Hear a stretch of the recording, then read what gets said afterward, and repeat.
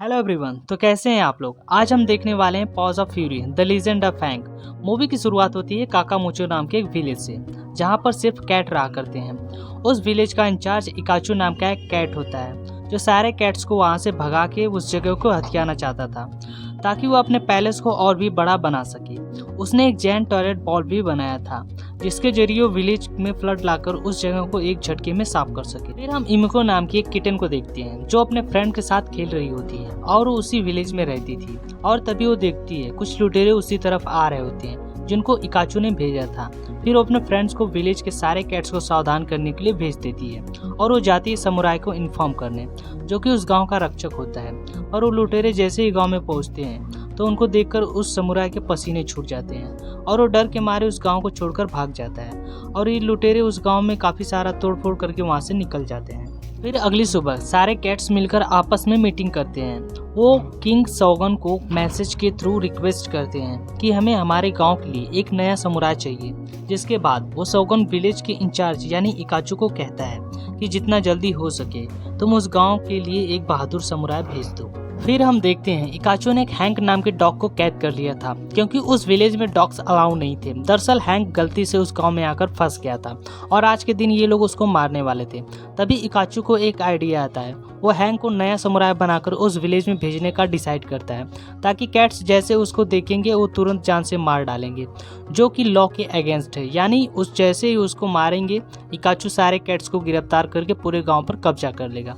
फिर हैंक जैसे ही उस गांव में पहुंचता है तो सारे कैट्स उसे मारने के लिए पीछे पड़ जाते हैं, यह कहकर कि यहाँ डॉग्स अलाउ ही नहीं है, तुम कहाँ से टपक पड़े। तभी इनको एक डॉक्यूमेंट लाकर दिखाती है, जिसमें लिखा होता है कि हैंक को यहाँ भेजा गया है नए समुराई के लिए। अब सभी हैंक को तो छोड़ देते हैं, पर उसे एज ए समुराई कोई एक्सेप्ट नहीं करता। पर हैंक तो इस जॉब से काफी खुश था। फिर वहाँ पर वो एक जिम्बो नाम की एक समुराई से मिलता है, जिसको कहता है कि मैं इस गांव का नया समुराई हूँ। पर जिम्बो समझ जाता है कि वो एक बेवकूफ डॉग है। तभी वहाँ पर इकाचू के कुछ लुटेरे आ जाते हैं और गांव वालों को परेशान करने लगते हैं। दरअसल इकाचू अपने लुटेरों को बार बार गांव वालों को परेशान करने के लिए भेजा करता था, ताकि सारे कैट्स डर कर गाँव छोड़कर भाग जाएं। अब जिम्बो हैंक से कहता है तुम तो समुराई हो ना, जाओ लुटेरों से गांव वालों की रक्षा करो। फिर हैंक जैसे ही उनको रोकने के लिए जाता है तो बहुत बुरी तरह से पिट जाता है।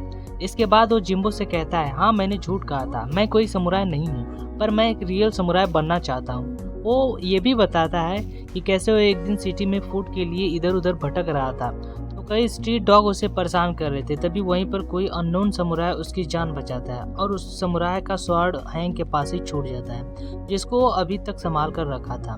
अब यहाँ पर जिम्बो रिवील करता है कि वो अननोन समुराई मैं ही था। फिर हैंक उससे रिक्वेस्ट करता है कि मुझे समुराई बनने की ट्रेनिंग दो, ताकि मैं हमेशा इस गांव की रक्षा कर सकूं। पर जिम्बो उसको ट्रेनिंग देने से साफ मना कर देता है, इसलिए हैंक गुस्सा होकर वहां से चला जाता है। अब एमिको ने उसकी बातों को सुन लिया था। फिर वो जिम्बो से कहती है कि तुम्हें उसे ट्रेनिंग देना चाहिए, मुझे उस पर पूरा भरोसा है। दरअसल एमिको भी बड़ा होकर समुराई बनना चाहती थी। अब उसके कहने पर फाइनली जिम्बो तैयार हो जाता है। फिर वो अगले दिन हैंक को ट्रेनिंग देना शुरू कर देता है, इससे हैंक को बड़ी मुश्किलों का सामना करना पड़ता है। फिर ट्रेनिंग खत्म होने के बाद वो दोनों बोन फायर के पास बैठे होते हैं। तब जिम्बो हैंक से कहता है कि मैं पहले किंग सौगन का बॉडीगार्ड हुआ करता था, लेकिन उसके बर्थडे के दिन मैंने थोड़ी गड़बड़ कर दी, जिससे उसकी बड़ी बेइज्जती हो गई। फिर अगले दिन ये दोनों अपना ट्रेनिंग करते हैं, और अब धीरे धीरे करके हैंक भी सीखने लगा था। फिर एक दिन इकाचू अपना जैंट सुमो गाँव में भेज देता है, और वहाँ पर हर तरफ तोड़फोड़ करने लगता है। हैंक कहता है कि हमें उसे रोकना होगा। फिर जिम्बो कहता है जाने दो, हमारी प्रॉब्लम नहीं है। इसलिए एमिको खुद उस सुमो से फाइट करने के लिए चली जाती है, लेकिन थी तो एक बच्ची ही, इसलिए वो ज़्यादा कुछ कर नहीं पाती। तभी वहाँ पर हैंक पहुँच जाता है और वो सुमो से फाइट करने लगता है, लेकिन वो भी ज़्यादा टाइम तक वहाँ पर टिक नहीं पाता। इसलिए जिम्बो बड़ा चालाकी से एक छोटा बी उस सुमो के मुंह में फेंक देता है, जिससे सुमो को घुटन महसूस होती है और वहीं पर ढेर हो जाता है। अब क्योंकि हैंक उसके ऊपर था, इसलिए सभी सोचते हैं कि हैंक ने उस सुमो को डिफीट किया है। सभी उसकी बहुत तारीफ ही करते हैं। फिर सुमो को डॉक्टर के पास ले जाते हैं। दरअसल उसको बी से एलर्जी होती, इसलिए वहाँ पर वो ढेर हो चुका था। फिर वो हैंक से कहता है कि मैं तुम्हें मान गया, तुम में बहुत हिम्मत है, और अब से मैं तुम्हारे साथ ही इस गांव में रहना चाहूँगा। दूसरी ओर इकाचू का असिस्टेंट उसको खबर देता है कि हैंक ने सुमो को डिफीट कर दिया और उसको दोस्त बनाकर अपने पास रख लिया है, जिससे इकाचू कहता है कि मेरे पास एक प्लान है। फिर वो अगले दिन हैंक के पास जाता है और उससे कहता है कि आज रात को मैंने एक स्पेशल पार्टी रखी है जिसमें तुम एक स्पेशल गेस्ट हो और तुम्हें आना ही पड़ेगा। जैसे ही रात होती है, हैंक पार्टी के लिए तैयार होता है और जिम्बो उसको जाने से मना कर देता है। वो कहता है कि ये सब वेस्ट ऑफ टाइम है, तुम्हें अपनी ट्रेनिंग पर फोकस करना चाहिए। लेकिन हैंक उसकी बातों को नहीं सुनता और जिम्बो से बहस कर सीधा उस नाइट पार्टी में चला जाता है। दरअसल ये इकाचू की ही चाल होती है। अब जैसे कि हैंक यहाँ पार्टी में था, इकाचू अपने आदमियों को उस गांव में भेज देता है जहाँ हर तरफ तोड़फोड़ करके सबके घर जला देते हैं। फिर अगले दिन जब हैंक उस गांव में जाता है तो सभी कैट्स उसको बहुत डांटते हैं।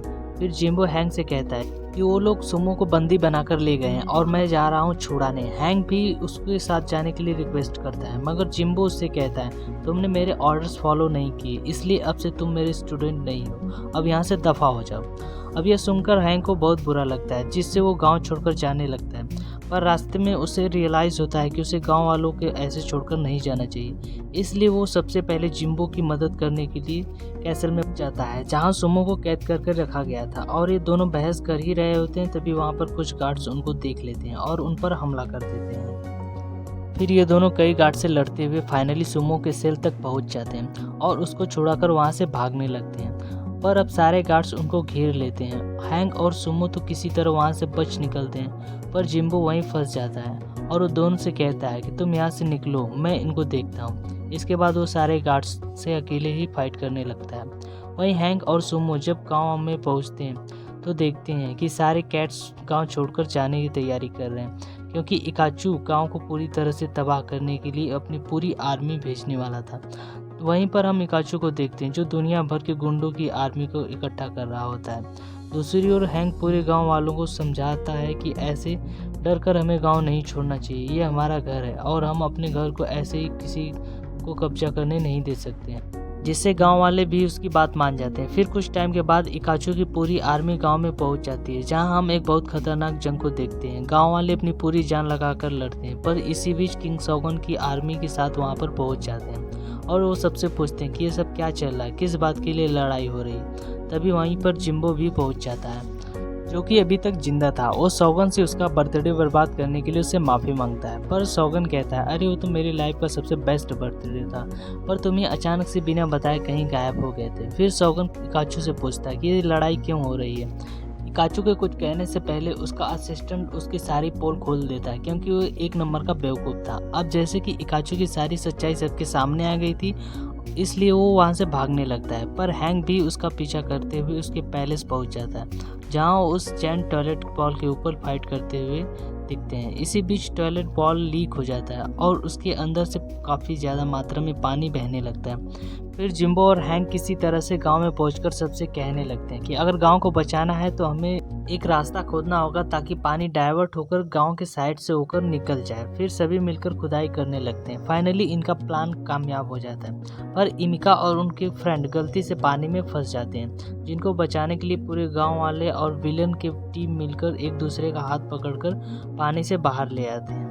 अब हैंक की इस बहादुरी को देखकर शोगुन उसको गांव का ऑफिशियल समुराई बनाने का फैसला करता है, पर हैंक कहता है कि मैं अभी फुली ट्रेंड नहीं हूँ, फिलहाल मैं अपनी जगह इमिका को देना चाहूँगा, क्योंकि उसने इस गांव को बचाने के लिए बहुत कुछ किया है। वो बहुत बहादुर है, इसलिए इमिका को समुराई बनने की पोजीशन दे दी जाती है। और अब जैसे कि सब कुछ ठीक हो चुका था, इसलिए हैंक और जिम्बो दोबारा से अपनी ट्रेनिंग शुरू कर देते हैं। फिर पोस्ट क्रेडिट सीन में हम देखते हैं कि इकाचू को जेल में डाल दिया जाता है और इसी के साथ ये मूवी यहीं पर ख़त्म हो जाती है।